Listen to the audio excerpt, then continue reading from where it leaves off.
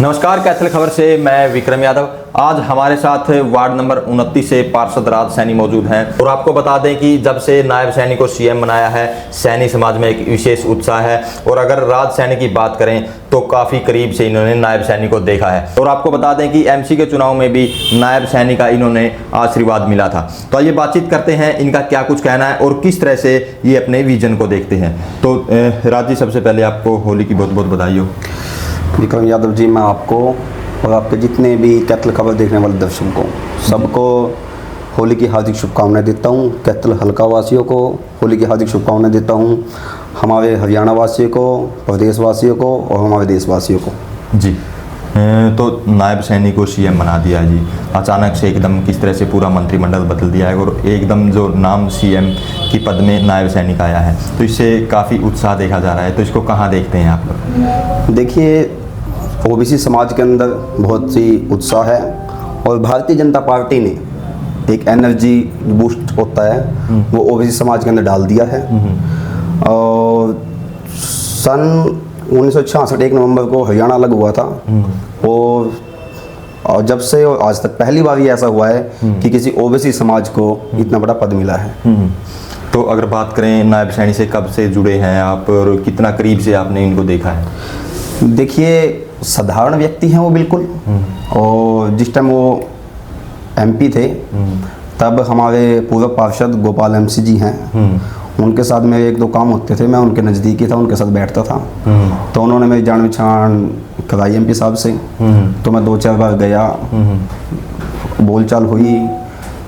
Time ऐसा हुआ कि 50-50 बंदे भी खड़े रहते थे, मैं उनसे मिलने जाता था। 50 बंदों से बीच से मेरे को बुला लेते थे, भाई आज कैसे काम हुआ है, क्या काम हुआ है। जो भी मेरा काम होता था प्योरिटी पे लेके वो काम करते थे। और मैंने उनका काम करने का तरीका भी देखा है। ये नहीं है कि मैं उनका नज़दीकी हूँ, कि मैं उनको जानता हूँ। अगर आप उनके पास जाओगे आप भी उनके लिए वैसे ही हो, और मैं उनका करीबी हूँ या नहीं हूँ, मैं भी उनके लिए इतना ही हूँ। वो सबको एक समान लेके चलने वाले व्यक्ति हैं। और भारतीय जनता पार्टी ने इसी चीज़ को देखते हुए इतना बड़ा पद उनको दिया है। और अभी लोकसभा का चुनाव है, भारतीय जनता पार्टी पहले की तरह 10 की 10 सीटों पे कमल खिलेगा। और उसके बाद कुछ टाइम बाद विधानसभा का इलेक्शन है जो नायब सैनी की अध्यक्षता के अंदर होगा और संपूर्ण बहुमत से भारतीय जनता पार्टी की दोनों जगह सरकार बनेगी। जी, तो अगर नगर परिषद की बात करें, नगर परिषद में वित्त कमेटी के मेंबर भी हो आप, तो कौन से ऐसे काम लगते हैं आपको कि जिस तरह से नायब सैनी बेनिफिट पहुँचा सकते हैं या आप उनके पास ले जाकर उनकी डिमांड कर सकते हैं? देखिए, सबसे पहले तो मैं आपके चैनल के माध्यम से बताता हूँ, कमेटी के पास पैसे की कमी नहीं है। और रही बात कामों की, और एक हमारे नज़दीकी हैं जो कुरुक्षेत्र से हमारे एमएलए हैं, उनको जो निगम का था मंत्री उनको बनाया गया है। और सुधा जी के एमपी साहब के काफ़ी करीबी हैं।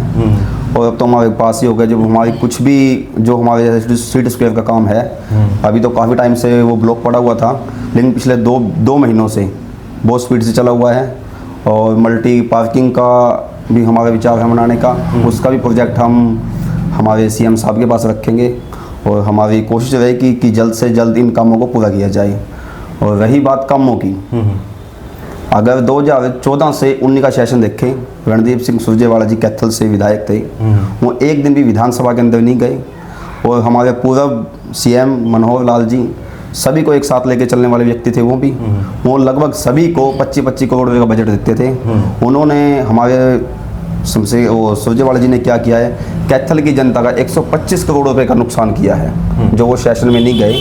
हर साल हर एमएलए को, नहीं सुरजेवाला की आप बात कर रहे हो, लेकिन शहरवासी ये कह रहे हैं सबसे ज़्यादा विकास अगर करवाया है कैथल शहर का तो सुरजेवाला ने करवाया। देखिए, मैं आपकी बात से कोई दवाई वाली बात नहीं है, बात ठीक है। कैथल की जनता ने 15 साल उनको पलकों पे बिठा के रखा है। पहले उनके पिताजी को 5 साल पलकों बिठाया, उसके बाद 5 साल फिर वो एमएलए बने, उसके बाद वो मंत्री बने, उसके बाद 14 का सेशन जिस टाइम भारतीय जनता पार्टी की पूरी लहर थी, कैथल की जनता ने एक बार फिर उनको मौका दिया। लेकिन जो 14 से 19 का सेशन था, कैथल शहर के अंदर एक पिल्ली ईंट लगाने का भी काम रणदीप सिंह सुरजेवाला ने नहीं किया। और बात आती है पार्टी की, अब आप कह रहे हैं कि नायब सैनी जी को देखो, किसी टाइम के अंदर वो कंप्यूटर ऑपरेटर थे, उसके बाद वो मंडल अध्यक्ष बने, उसके बाद वो जिलाध्यक्ष बने। उसके बाद उनको भारतीय जनता पार्टी ने नारायणगढ़ से टिकट दी, वो एमएलए बने। उसके बाद वो मंत्री बने। उसके बाद कुरुक्षेत्र लोकसभा से वो सांसद बने और कुछ ही टाइम पहले वो हमारे प्रदेश के प्रदेश अध्यक्ष बने और 3 महीने के अंदर अंदर ही सीएम बन गए। अगर कैथल शहर की बात करें, कैथल हल्के की, तो आज भारतीय जनता पार्टी के अनेक कार्यकर्ता जो टिकट मांग रहे हैं। मैं आपके चैनल के माध्यम से पूछना चाहता हूँ, किसी भी कांग्रेस के अंदर हिम्मत है जो कांग्रेस की टिकट मांग ले? पहले रणदीप जी के पिताजी ने इलेक्शन लड़ा, फिर रणदीप जी ने इलेक्शन लड़ा और अब उनके पुत्र हैं सुदीप जी की भी हिम्मत नहीं है कि वो टिकट मांग सकते हैं। ये फर्क है भारतीय जनता पार्टी में और कांग्रेस सरकार में। तो ऐसे कौन से काम हैं जो आप कह रहे हो कि मतलब सुरजेवाला के टाइम में तो हुए थे, जो नायब सैनी जब से जैसे कमान इन्होंने संभाली है, जैसे सांसद भी थे अब सीएम भी बन गए हैं, नायब सैनी ने किए हों 2-3 काम कोई गिनवा हुआ?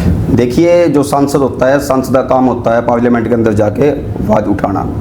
और अगर बात करें देश की, जो इंदिरा गांधी जी थी, एक एम्स उन्होंने बनाया। उसके बाद मनमोहन जी आई, उन्होंने एक एम्स बनाया और 60 साल प्लस उन्होंने देश पे राज किया, सिर्फ 2 एम्स उनके पास थे। और जब से नरेंद्र मोदी जी ने भारतीय जनता पार्टी कमान संभाली है, हमारे पास 16 एम्स हैं। तो ये काम हमारे नायब सैनी जी के, जो ये हमारे सांसद होते हैं, सभी के मिलजुल के ही काम होता है। ये काम हमारे पर हमने की है जी। तो अब हरियाणा की राजनीति की अगर बात करें तो पूरी तरह से हरियाणा की राजनीति चेंज हो गई है, सीएम बदल गया, पूरे मंत्रिमंडल का जो दोबारा से विस्तार हुआ है। तो अब आने वाले जो लोकसभा चुनाव हैं या विधानसभा चुनाव हैं, तो किस तरह का असर आपकी उसमें नज़र में देखने को मिलेगा? देखिए, ओबीसी समाज सबसे बड़ा समाज है और ओबीसी समाज को तो कमान मिल चुकी है। अब कल्ला नायब सैनी ये नहीं, अभी नायब सैनी जी ने कमाल संभालनी है, ये तो पूरा ओबीसी समाज ही कमाल संभालेगा। और लोकसभा की 10 की 10 सीटें भारतीय जनता पार्टी 400 पार का नारा है और 400 पार होनी है। और विधानसभा के अंदर भी भारतीय जनता पार्टी की सरकार बनेगी जी। तो ये थे पार्षद राज सैनी जी, जिन्होंने अपने विचार भी रखे और जिस तरह से आपको बता दें कि नायब सैनी को सीएम बनाया है, तो उस तरह से किस तरह से वो काम करेंगे, किस तरह से सैनी समाज को उनसे उम्मीदें हैं और पूरे शहर को उम्मीदें हैं। तो अगर आप भी अपने विचार रखना चाहते हैं तो हमारे प्लेटफॉर्म पर आप भी आ सकते हैं। तो इस वीडियो को ज़्यादा से ज़्यादा शेयर करें, लाइक करें, कमेंट करें, ताकि ज़्यादा से ज़्यादा लोगों तक यह मैसेज पहुँच सके।